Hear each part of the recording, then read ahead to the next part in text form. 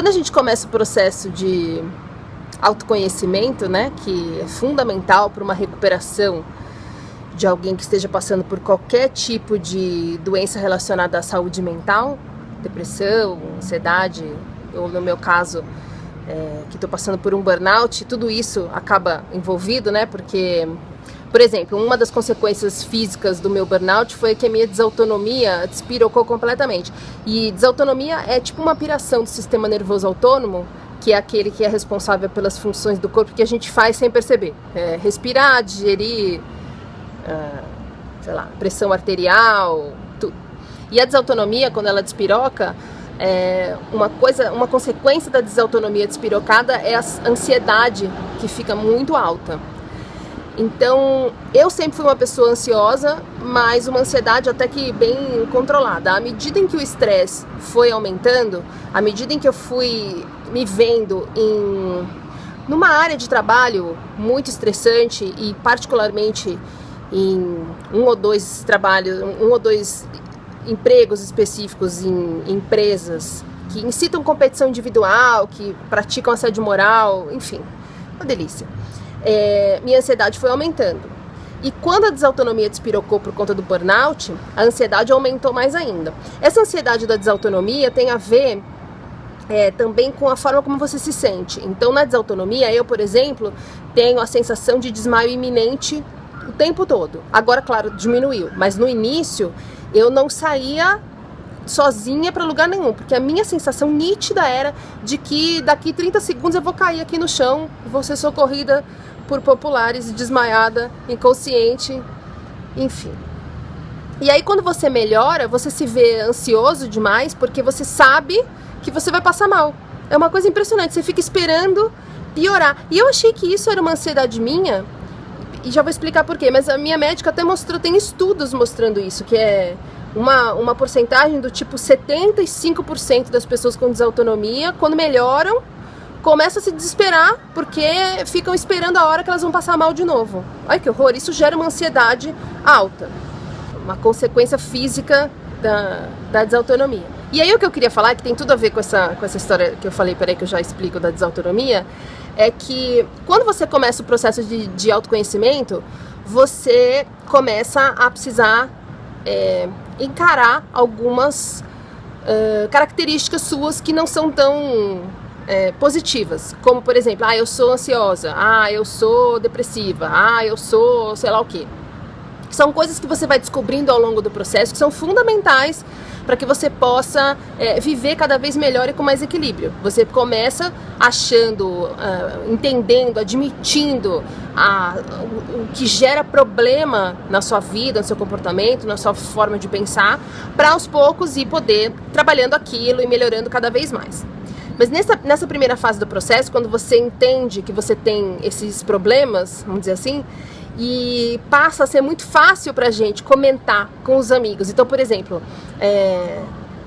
se eu estiver contando alguma coisa do que eu tô passando agora e citar a terapia, eu muito provavelmente vou falar não, porque como eu tenho ansiedade, ou porque como eu sou ansiosa. E aí eu comecei a perceber que as pessoas, elas começam a traduzir esse apontamento, esse foco que você dá em alguma coisa que você sabe que não é um comportamento exemplar do ser humano, coisa que ninguém tem.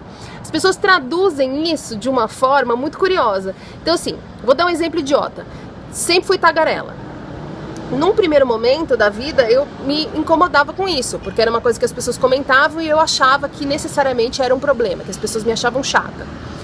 Depois eu comecei a perceber que não, ser tagarela não é igual a ser chata. Tem gente chata que não é tagarela, tem gente tagarela que não é chata, enfim. Mas eu comecei a lidar com muito conforto, muita naturalidade com o fato de eu ser tagarela. Então vira e mexe eu falo, porque eu sou tagarela.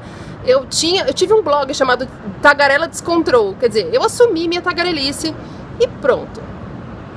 E aí eu comecei a perceber que tem coisas que acontecem que não tem nada a ver com isso, mas que as pessoas entendem que o problema é a minha tagarelice. Vou te dar um exemplo. Grupinho no Facebook marcando um dia da gente jantar, umas amigas. E aí começou uma confusão, tipo, uma falou, sei lá, não lembro, mas por exemplo, vamos na segunda, a outra, segunda eu não posso, então vamos na quarta. E aquilo virou uma zona. Aí uma hora eu falei, gente, pelo amor de Deus, tá muito zoneado isso daqui. Cada um fala o dia, não sei o que, tentei dar uma organizada. E esse tentei dar uma organizada fez com que o número de mensagens fosse maior do que a média. Conseguimos, com isso, achar uma data, um horário, um local, e lá fomos nós no jantar.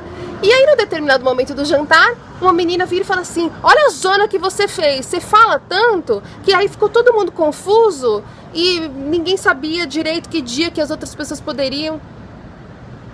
Eu falei, gente, em que momento minha tagarelice criou uma confusão? Fui eu que organizei. Mas aí, a partir disso, foi anos atrás, comecei a perceber. E o comportamento das pessoas, de muitas pessoas, é esse. Então, por exemplo, quando eu falo, eu sou uma pessoa ansiosa, as pessoas usam essa minha ansiedade como álibi, às vezes, para elas mesmas. Então, se duas pessoas ansiosas estiverem conversando e uma delas admitir que é ansiosa, a outra tem um alívio. Ela fala, então pronto, qualquer problema que acontecer a partir de agora, não sou eu, é ela, porque ela é ansiosa. Já reparou nisso? É uma coisa muito impressionante. Então, na hora que a gente começa a falar com naturalidade das coisas que estão pegando pra gente, sem perceber, a conversa em algum momento vai apontar que aquilo é um problema seu, as pessoas não têm esse problema. E qualquer coisa que aconteça aqui na conversa é por conta do seu problema. E a gente leva isso, sem perceber também, como um problema nosso que chega a atrapalhar nossas amizades. Por exemplo, a gente começa a levar tudo para casa como se fosse realmente um problema nosso. Então a gente começa a achar que as pessoas estão criticando a gente, que a gente está fazendo errado, que a gente está provocando problemas e que por causa disso a gente está numa situação como, por exemplo, um burnout. Então a culpa é toda minha. Chegou uma hora do tratamento em que eu comecei, olha que coisa, eu comecei a achar que o problema era exclusivamente minha ansiedade, porque as pessoas começaram a me falar isso. Tive um namorado que começou a cagar regra um dia, me falando que eu só não sarava porque eu sou ansiosa. Aí eu falei, oi, calma, a coisa saiu da proporção aqui.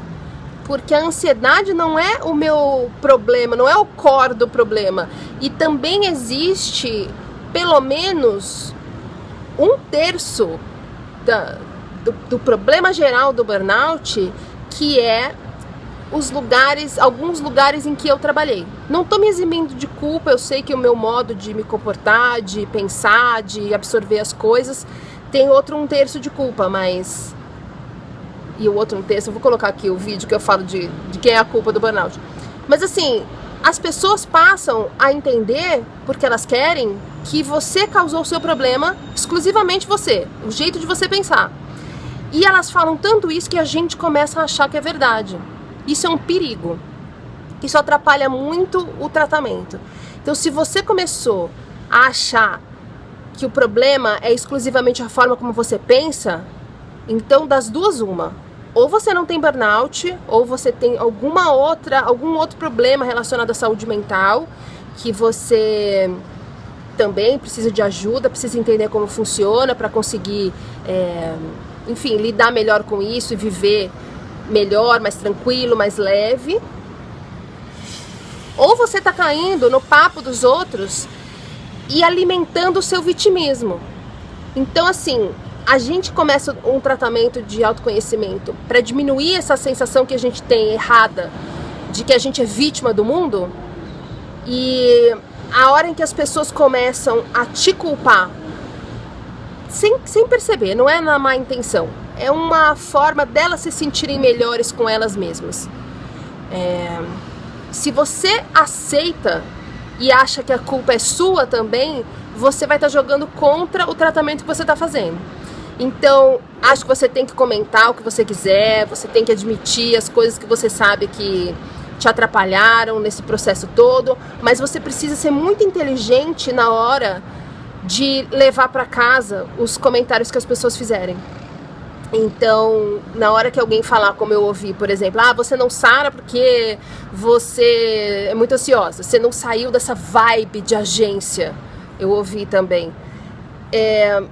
Não, eu sei que não é isso. E se eu tiver alguma dúvida, como eu fiz na hora, eu leva isso pro terapeuta, conversa sobre isso. Você precisa sair da sessão de terapia com a certeza de que aquilo é ou não verdade. E não é, viu? Mas enfim, você precisa entender o raciocínio até chegar nessa convicção de que não é verdade. As pessoas não fazem isso por mal, elas fazem para te ajudar. E é por essa intenção de te ajudar que a gente acaba aceitando, sabe?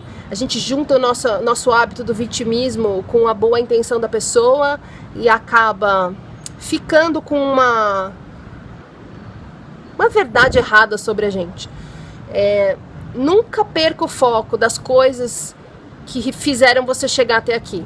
Então, eu não posso esquecer que tem uma parcela de culpa minha, mas tem uma parcela de culpa que não é minha. Eu não posso pegar um chicotinho e sair falando, a culpa é toda minha, a culpa é toda minha, porque não é verdade.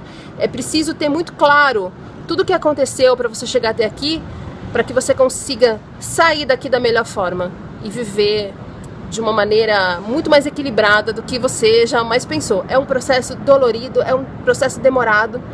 E infelizmente a maioria das pessoas não ajuda a gente em nada, mesmo querendo. Elas atrapalham. E elas vão continuar atrapalhando. E não é na má intenção.